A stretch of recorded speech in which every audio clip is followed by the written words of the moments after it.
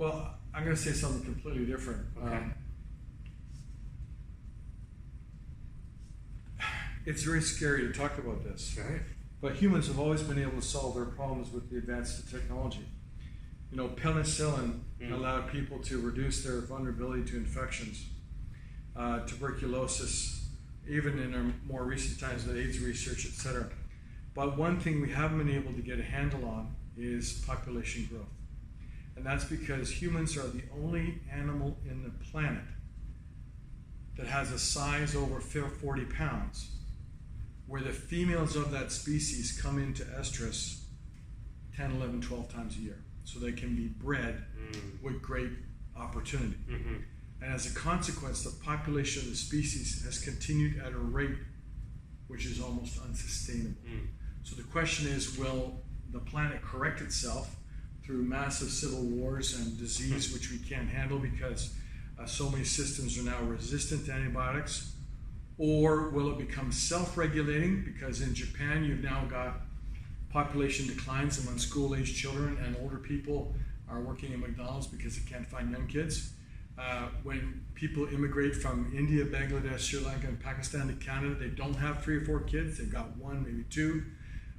And so it could be somewhat self-regulating. Or you could go the other extreme and say, no, the planet's a backlash of massive algae blooms in the Pacific Ocean, and you've got plastic in all kinds of food, and allegations among some Caribbean countries that they're importing rice from Asia that's got plastic in it, et cetera, right? That these upheavals will then cause people to lash out, and there's all kinds of examples in history where the blue-skinned people hated the green-skinned people because they took their food and so on, right? And there's no other animal on the planet that is as good as killing other animals of its same species as humans. Wolves can get in a swarm of 3 or 4 and kill an older wolf that encroached on the pack. But humans can kill each other by the hundreds and hundreds, right? And having served in the military, I have a little bit of an insight as to how good we are doing that. Right. That's why to this day I don't like the smell of barbecue chicken. Wow. If everybody went vegan, the air would be, if everybody drove an electric car, if everybody just had some snowshoes on, right? They just won't come out and say it.